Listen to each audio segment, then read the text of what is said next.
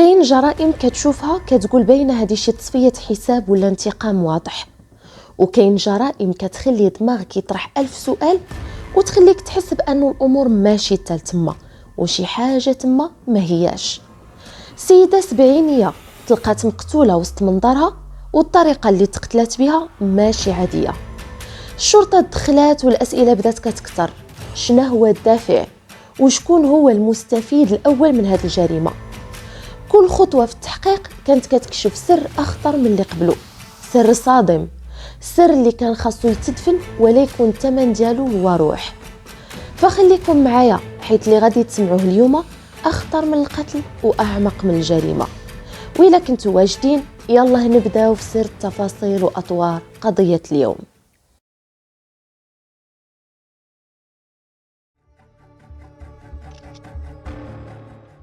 واحد السلام عليكم، كي دايرين؟ لاباس عليكم؟ نتمنى تكونوا بخير ويلقاكم هذا الفيديو في احسن الاحوال ان شاء الله.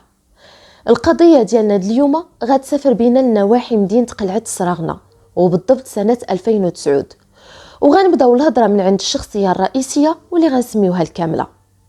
الكامله واحد المراه في السبعينات من عمرها، الزوج ديالها كان توفى في هذه الوقيته وخلى ليها 5 ديال الوليدات، 3 ديال الدراري و2 ديال البنات. فاش مات الاب ديالهم كان خلاهم كبارين، يعني قادين براسهم. البنات بجوج بيهم كانوا مزوجات وكل وحده مستقره مع الزوج ديالها ووليداتها، وجوج ولاد الاخرين كانوا عايشين معها، وواحد حتى هو مزوج ومشى استقر في مدينه مراكش هو ووليداته وخدام تما. هاد العائله كانت الحاله الماديه ديالهم مزيانه، ربي مسك عليهم بالخيرات ديالو. عندهم اراضي فلاحيه، كتيبه، بقر، غنم، عندهم كل خير. الكامله كيف قلت لكم كانت عايشه هي وجوج وليداتها في الدار اللي كان خلى ليها الزوج ديالها، واحد سميتو رشيد في العمر ديالو 29 عام، وكان خدام في واحد المغازه كيبيع وكيشري في العلف ديال البهايم ومشارك فيها هو وواحد صاحبه. واللي كبر منه فكان سميتو عبد الكريم في عمره 37 عام وكان خدام في الفلاحه، يعني من غير الاراضي ديالهم كان كيكري اراضي فلاحيه وكيفلح فيهم. المهم هاد الوليدات بجوج فاش كانوا كيمشيو لخدمتهم كانت الكامله كتبقى بوحديتها في الدار حتى كيرجعوا ولادها من الخدمه. عبد الكريم كان كيخرج مع هذيك 6 7 ديال الصباح وما كيرجع حتى لديك 2 د العشيه، وكيمشي ديريكت كيقابل البهايم ديالهم. اما رشيد فكيمشي لخدمته مع 9 ديال الصباح وما كيرجع للدار حتى 7 8 ديال الليل.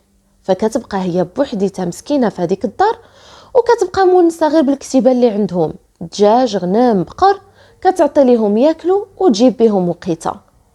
اما البنات ديالها بجوج وولدها الاخر فكانوا كيجيو عندها غير في العطال، كيجيبوا وليداتهم وكيجلسوا معاها شي ايامات يشوفوها ويمشيو في حالاتهم، وحتى هي كانت مره كتمشي لعندهم. المهم السيده كانت عايشه مع هاد 2 وليداتها بخير وعلى خير، وواخا كانت كبيره في العمر هي اللي كانت هزاهم، كطيب ليهم ما ياكلوا ومقابله حتى الدار وحاضيه ليهم البهايم. حتى لواحد النهار في عام 2009 وكان بالنهار الخميس بالضبط، الكامله خرجوا وليداتها الصباح مشاو الخدمه ديالهم وبقات هي في الدار بوحديتها كيف ما مالفه.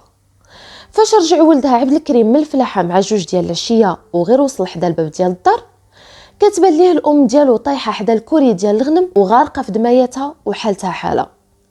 مشى كيجري لعندها بقى كيحرك فيها غيلقاها ميته ومول الامانه دا امانته. هنا اول حاجه غادي يديرها هي اتصل برجال الدرك الملكي وعلم حتى خوتو وقال لهم راه شي حد قتل امي.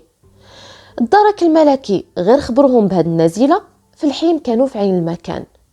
فاش وصلوا غادي يلقاو الضحيه طايحه على ظهرها وكانت لابسه واحد اللباس احمر ديال الدار، دايره واحد الفولار بيض على شعرها ولابسه تقاشر بويض وواحد الصباط ديال الميكا، ولقاوها طايحه قدام واحد الكوري ديال الغنم. رجال الدرك من النظره الاوليه ديالهم بان ليهم باللي السيده متعرضه لبزاف ديال الطعنات بآلة حاده اي بموس. حضروا عناصر الشرطه العلميه والتقنيه لعين المكان، داروا المعاينه الاوليه ديالهم وتبين لهم حتى هما باللي الضحيه متعرضه لبزاف ديال الطعنات بعشوائيه في مختلف انحاء الجسد ديالها. كانت مضروبه في كرشها وفي صدرها وعندها طعنه حتى في العنق ديالها، يعني اللي قتلها تكرفصت عليها بمعنى الكلمه. وهذا الشيء كيبين على الوحشيه ديال المجرم والنيه ديال القتل اللي كانت عنده. المهم الجدرميه دخلوا للدار باش يكملوا البحث ديالهم، لعل وعسى يلقاو شي حاجه اللي تقدر تفيدهم اولا غير تقربهم من الجاني.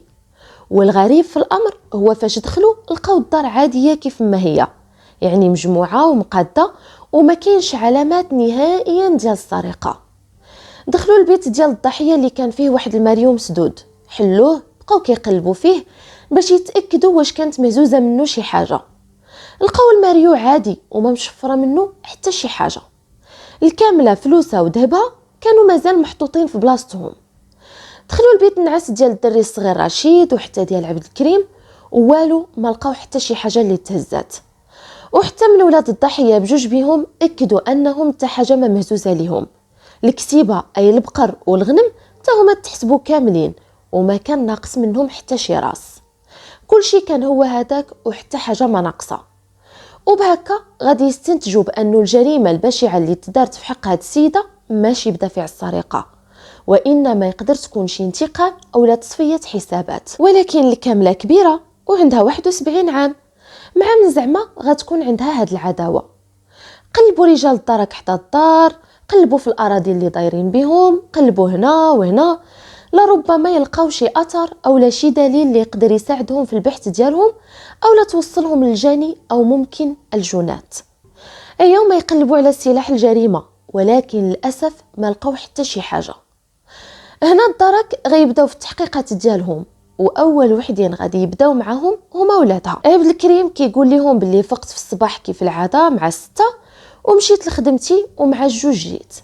مني وصلت لهنا للدار تكلقى الوالده ديالي طايحه هنا قدام الكوري ديال الغنم ووقع فيها هاد الحاله هادي. سولوه الجدرميه وقالوا ليه فاش كنتي جاي؟ ما بان لك شي واحد من هنا؟ ما تلاقيتيش شي حد في الطريق انت جاي وهو غادي؟ قال لهم لا، ما تلاقيت مع حتى شي واحد وما بان لي حتى شي حد. اما رشيد فكيقول مع 9 مشيت لخدمتي عادي، وصلت ديك 2 حتى صونا ليا خويا عبد الكريم وقال لي ها مكان وها مكان، امي راه لقيتها مقتوله، وديك الساعه جيت كنجري. ولادها كان هذا هو الكلام ديالهم. ومن بعد المعاينه واخذ صور احترازيه للجثه ومسرح الجريمه، نقلوها لمركز الطب الشرعي باش يخضعوها للتشريح اللي غادي يبين لنا السبب الرئيسي ديال الوفاه. اما رجال الدرك فرجعوا يكملوا التحقيقات ديالهم وتاكدوا من الاقوال ديال ولاد الضحيه اللي عايشين معها، وتاكدوا باللي فعلا كانوا في الخدمه ديالهم. عبد الكريم خدامين مع شي رجال اللي قالوا باللي فعلا كنا كنحيدوا بطاطا مع جوايه 7 ديال الصباح بدينا، وبقى معنا حتى الجوايه 2 عاد مشى في حالته. ورشيد هذاك صاحبو اللي مشارك معاه في هذيك المغازه ديال العلف و2 دراري اخرين خدامين معاهم، اكدوا ليهم باللي العشرة كان في المغازه، وباللي منين بدا خدمته هو تما ما خرج ما مشى حتى لشي بلاصه. المهم ولاد الضحيه بجوج بيهم ما كان عندهم حتى شي دخل بهذا الشيء اللي وقع للام ديالهم.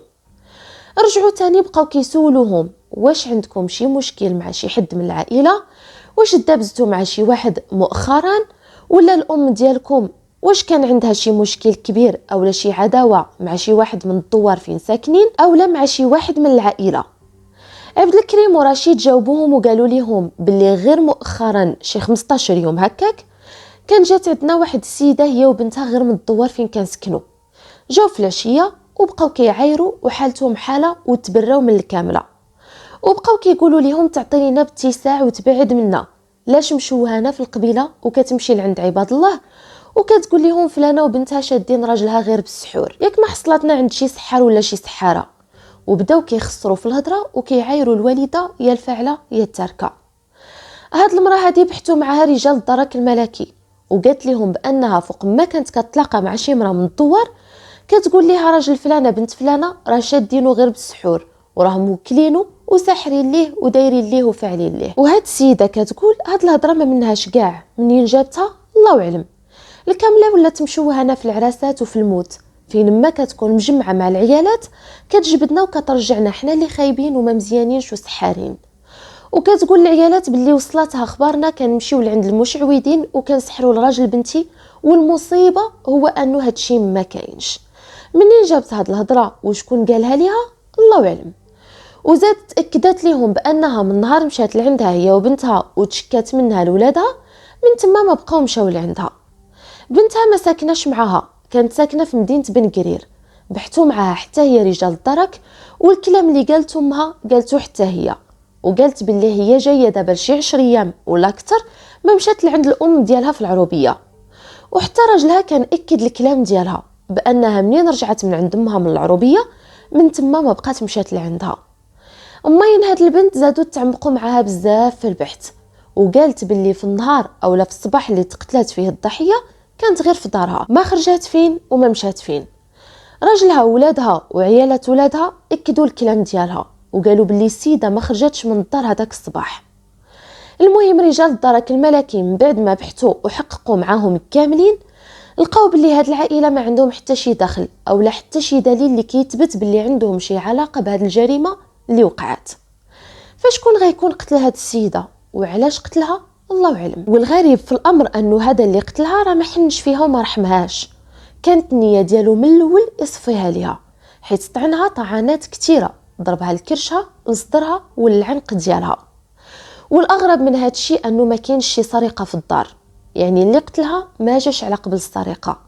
هذا اللي قتلها بينه وبين الضحيه شي مشكل ومشكل كبير، وعارف باللي الضحيه كتكون غير بوحديتها في الدار، وعارف باللي ولادها كيخدموا وخارجين ما كيكونوش تما. فرجحوا رجال الدرك الملكي بانه هذا اللي قتلها يا اما يكون من دوارهم النيت او لا شي واحد من العائله ديالهم. هادشي اللي خلى القضيه تكون صعيبه بزاف على رجال الدرك، حيت ما كاين لا شهود لا والو، والجاني ما خلى حتى شي اثر من موراه، ضرب وهرب. سولوا الناس ديال الدوار الجيران واقرب ناس ليهم واش ما بان لكم شي واحد غادي من جهه الدار ديال الضحيه، شي طوموبيل غاديه من الجهه ديال الدار ديالها اولا شي موتور غادي من جهتها. كيقولوا لا ما شفنا حتى شي حاجه. الشيء اللي خلاهم يوقفوا قدام واحد الطريق مسدود، شنو اللي وقع لهاد السيده، شكون اللي قتلها وعلاش قتلها؟ سيده في عمرها 71 عام، شكون اللي غادي يكون معادي مع هاد المراه في هاد العمر هذا وغادي يقتلها بهاد الطريقه هذه؟ وقدام هاد التساؤلات اللي مطروحين وما لقاو لهم جواب، غادي تخرج واحد الهضره من فم الضحيه، اي الضحيه هي اللي كانت قالت هاد الهضره لبنتها، وهي اللي غادي تغير مجرى القضيه كليا. وحده من بنات الضحيه صرحت بشي اقوال اللي في الاول ما قالتهمش الجدارميه حيت حشمات تقولها ليهم، ولكن كانت قالتها لخوها الكبير كاع واللي كانت سميتو علي، وخوها هو اللي بدورو كان قالها للجندارم. المهم قالت ليه باللي شحال هادي كانت قالت لي امي باللي ولد خالي واختو راه بيناتهم علاقه، اي عايشين بحال الرجل ومرتو. عندك غير هادشي اللي قالتو ليا تكون قالتو لشي واحد اخر ومشى وصل ليهم الهضره. طبعا هاد الهضره كبيره وما سهلاش، وهنا رجال الدرك من بعد ما خبرهم علي ولد الضحيه عيطوا لختو مباشره وتكلموا معها وصرحت بالاقوال ديالها لفائده عناصر الدرك الملكي، واللي قالت لهم نفس الهضره. ولد خالي كريم واختو نبيله كانوا جاو لهنا للعروبيه، حيت هاد ولد خالها عنده جوج ديال الديور، دار في واحد المدينه اللي لا داعي لذكر الاسم ديالها، ودار في العروبيه كيجي ليها مره هو واختو. المهم بنت الكامله قالت لهم باللي امي كانت قالت لي راه ساقت الخبار باللي ولد خالك واختو جاو لهنا للعروبيه، وقلت لخوك عبد الكريم يديني لعندهم باش نشوفهم، ومنها نيت ندي ليهم شي شويه الحليب واللبن والزبده حيت ما عندهمش البقر. وداك الشيء اللي كان هزها عبد الكريم خويا بالطوموبيل ديالو وداها لعندهم، خداها مع ديك جوايه 9 ديال الصباح، حطها حدا الدار ومشى لخدمته.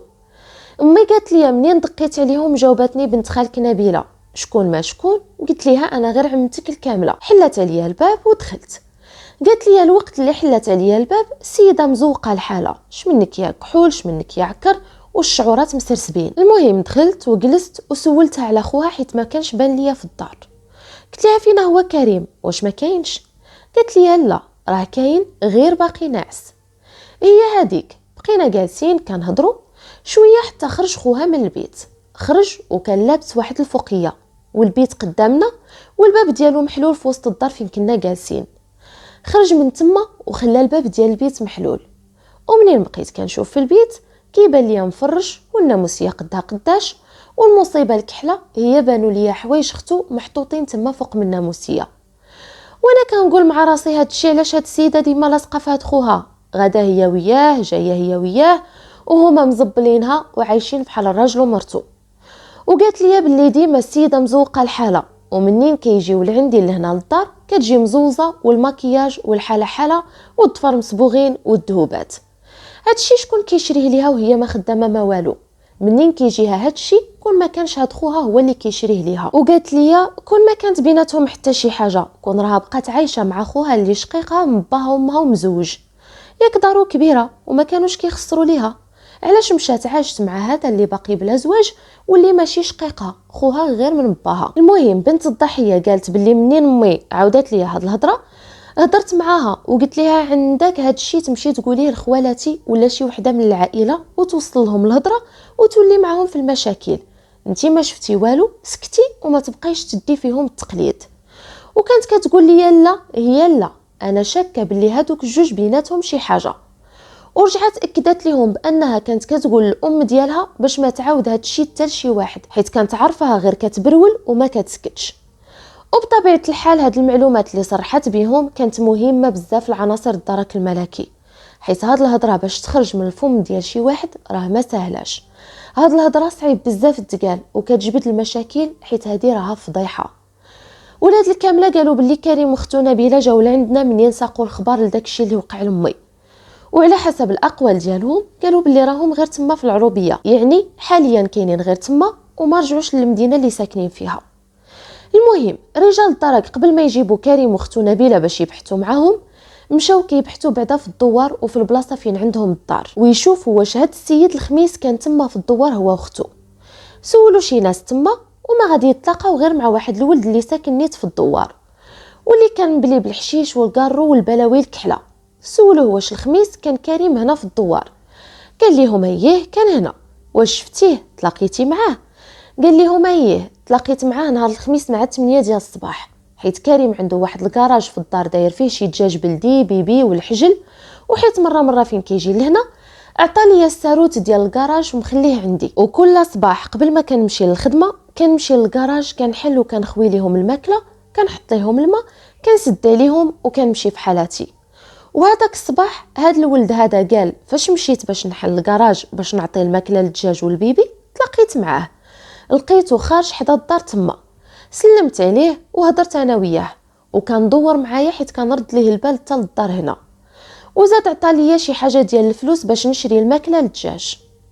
سولوه رجال الدارك على اختو نبيله واش كانت حتى هي هنا، قال لهم ودي هي ما شفتهاش، ولكن غالبا غادي تكون حتى هي هنا، حيت فين ما كيجي لهنا كيجيبها معاه.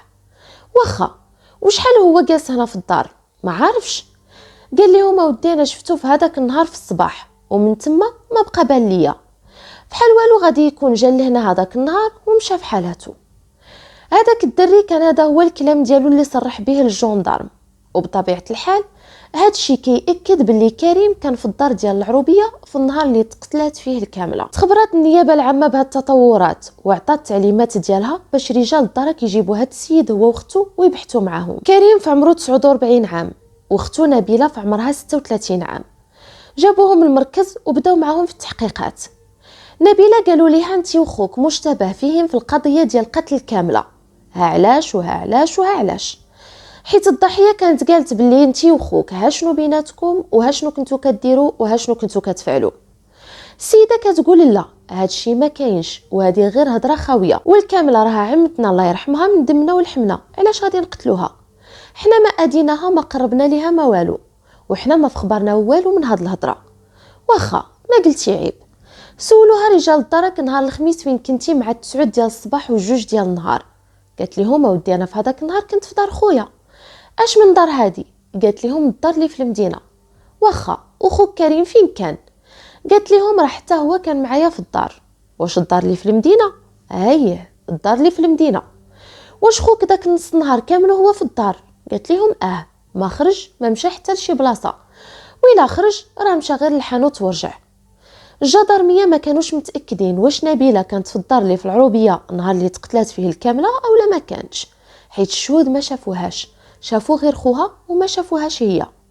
ولكن منين هي قالت بلي خوها هذاك النص نهار كامل هو في الدار اللي في المدينه والشهود قالوا بلي شافوه في هذاك النهار في العروبيه، يعني السيده في راسها شي حاجه. وغالبا باغا تضرق على خوها. اما كريم فاش سولوه رجال الدرك قال لهم راه ما كاين والو من هاد الهضره، وحنا ما فخبرنا والو، وعمتي حنا ما قربنا ليها ما اديناها ما والو. وفي البحث قال بلي ما كانش في الدار تما من نهار اللي تقتلت فيه الضحيه، وهو كان في دارو اللي في المدينه. سولوه قالوا ليه واش ما جيتيش كاع للدار اللي كاينه في العروبيه؟ قال لهم لا ما جيتش، ما مشيتي الخدمه، ما مشيتي حتى لعند شي واحد. كريم قال لهم هذاك الصباح كامل وانا في الدار وما مشيت فين. السيد نكر باللي كان في دارو هنا في العروبيه، وهذا الشيء اللي كانوا باغيينو الجدارميه يوصلوا ليه. مادام نكر الا وفراسو الدغل. ومن بعد ما سالوا معاه التحقيق وعرفوا باللي شي حاجه تما ما هياش، هنا النيابه العامه عطات تعليمات باش يمشيو يقلبوا الديور ديال هذا السيد، يعني لا اللي في المدينه ولا اللي في العروبيه. وهذاك الشيء اللي كان قلبوا ليه الديور ديالو قنت بقنت، وانما ما كانت حتى شي حاجه اللي كتثبت بانهم متورطين في هذه القضيه هذه. ولكن الجدارميه عمقوا معاهم في البحث وضغطوا عليهم على الكذوبات ديالهم. ما يمكنش حنا غادي نتيقوكم نتوما ونكذبوا الشهود، وواجهوهم مع هذاك الدري اللي مقابل ليهم هذاك الكراج اللي فيه الدجاج. كريم بقى مصر على الكلام ديالو ونكر باللي تلاقى مع هذا الولد، ونكر كاع باللي هذا الدري هذا مقابل ليه الدجاج اولا رد ليه البال للدار اللي في العروبيه. قال لهم هذا الدري هذا كان عرفو ساكن في نفس الدوار اللي ساكن فيه انا، ولكن عمرني وصيتو على الدجاج اولا شي حاجه. السيد داخ وبدا كيتفتف وكيدخل ويخرج في الهضره، وكان كيحاول ما امكن يخرج راسو من هذه القضيه هذه، ولكن هو كان غير ما كيزيد يوحد راسو، حيت الدري حطو بوجهه قدام الجدارميه وجبد ليه السوارت ديال الكراج. كريم نكر حتى عيا هو واختو، وفي الاخر اعترفوا بالمنسوب ليهم كامل، وقالوا باللي هما اللي قتلوا عمتهم. علاش وكيفاش؟ قالوا باللي عمتهم فضحتهم مع مرت عمهم وبناتها وعيالات ولادها، وكانوا خايفين لا تزيد تفضحهم مع العائله ديالهم وتفضحهم حتى مع الناس ديال الدوار. كتقول نبيله انهم كانوا معروضين لشي مناسبه، وشي وحده من العائله ديالهم كانت تلاقات مع نبيله وقالت لها باللي عمتكم الكامله راه جات لعندنا للدار هاد الايامات وجبدناكم في الهضره، وها شنو قالت لينا وها شنو قالت لينا. ردات كنتي وخوك كريم ما كتسواوش، وباللي عايشين انتي وياه بحال الراجل مع مرتو، وباللي حصلاتكم مع بعضياتكم، وقالت باللي انتي وياه كتنعسوا في فراش واحد، وها شنو كديروا وها شنو كتفعلوا. وهذا الشيء علاش انتي ساكنه معاه وخليتي خوك شقيقك من باك وامك ومشيتي عشتي مع كريم اللي خوك غير من باك على قبل باش يشري لك الذهوبات ويتهلا فيك. نبيله من بعد ما سمعت هذا الشيء من عند هاد السيده مشات ديريكت لعند خوها وقالت ليه عمتي الكامله مشات لدار عمي وفضحتنا مع مراته وبناته. السيده ها شنو قالت لهم وها شنو قالت لهم وها شنو قالت لهم. فهنا عياو ما يفكروا في التالي اتفقوا باش يصفيوها ليها. وعلاش هاد الشيء كامل؟ حيت بكل بساطه هذاك الشيء اللي قالته عمتهم الكامله وداك الشيء اللي كانت شاكه فيه صحيح، وفعلا كانت هي وخوها عايشين بحال الراجل ومراته، وكانت بيناتهم علاقه غير شرعيه يعني زنا المحارم. وخافوا انه تكون النهار اللي جات لعندهم مع الصباح تكون طلعت عليهم من السرجم ديال البيت ولا شافتهم مع بعضياتهم او شافت عليهم شي حاجه. فباش السيده ما تبقاش غير دايعه وتعاود في هذا الشيء لعباد الله قالوا نسكتوها في خطره وصفيوها ليها. وهذاك الشيء اللي كان جاو بنهار الاربع في الليل والغد ليه الخميس في الصباح مع ديك جوايه ال11 خلاو حتى مشاو ولادها لخدمتهم. نبيله هزها خوها بالطوموبيل ومشى قربها للدار ديال عمتهم. نزلات هي مشات لعند الكامله ولقاتها قدام الدار ملاهيه مع شي دجاج ديالها كتعطي ليهم في الماكله. نبيله مشات لعندها وكانت لابسه جلابه وخاشيه موس في الجيب ديالها وشادته بيديها.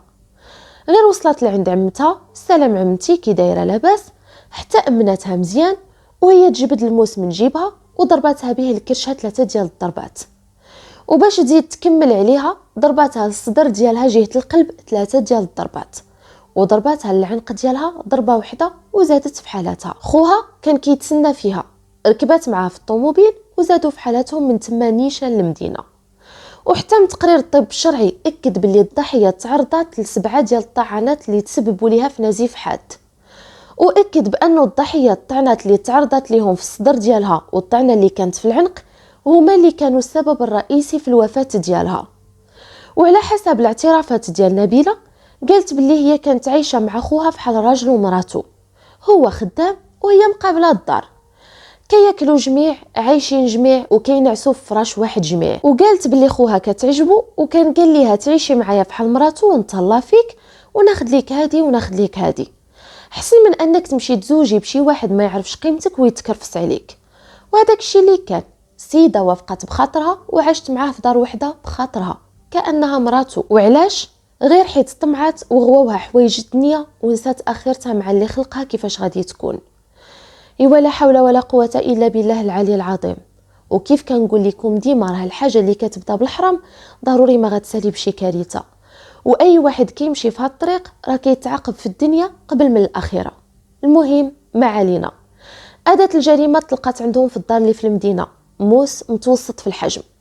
ومن بعد الاعترافات ديالهم الكامله تحول الملف ديالهم للمحكمه وتحكم عليهم بالسجن المؤبد بتهمه القتل العمد مع سبق الاصرار والترصد وزنا المحارم. بهكا غنكون وصلنا لنهايه القضيه ديالنا. صراحه والله ما لقيت ما نقول. ما فهمتش انا بنادم كيفاش كيعطي ليه خاطرو يرتكب هاد الجرائم ويزيد يعصي الله عاد من الفوق. زنا المحارم راه ماشي غير معصيه كبيره، راه جريمه في حق النفس، في حق العائله، وفي حق المجتمع كامل. في الدين ديالنا هاد الفعل محرم تحريم قاطع، حيت كيضرب في صميم الروابط العائليه اللي خاصها تبنى على المحبه والاحترام، ماشي على الشهوه والخيانه. هاد الجريمه اللي سمعنا تفاصيلها اليوم ماشي غير مجرد حاله شاذه، هي ناقوس الخطر اللي كينبهنا باش نفتحوا عينينا ونوعيو ولادنا ونهرسوا الحاجز ديال الصمت على مواضيع فحال هادو. خاصنا نفهموا انه الوقايه من هادشي ماشي بالسكات، ولكن بالتربيه، بالحوار والقيم الدينيه اللي كتكون صور حقيقي ضد بحال هاد الانحرافات. وكيف كنقول لكم ديما راه اللي مشى في الطريق الحرام نهايته ما كتكونش غير عقاب في الدنيا، بل حتى حساب عند الله اللي كيكون اشد وابقى. فخليوا لي الراي ديالكم في هذه القضيه في التعليقات. وإلا كان كيعجبكم المحتوى اللي كنقدم لكم ما تنسوش تشتركوا في القناه وتفعلوا الجرس باش يوصلكم ديما جديد اللي كنحط. ما نطولش عليكم اكثر، ونتلاقاو فيديو جديد مع قضيه جديده ان شاء الله، ونقول لكم تبقاو على خير.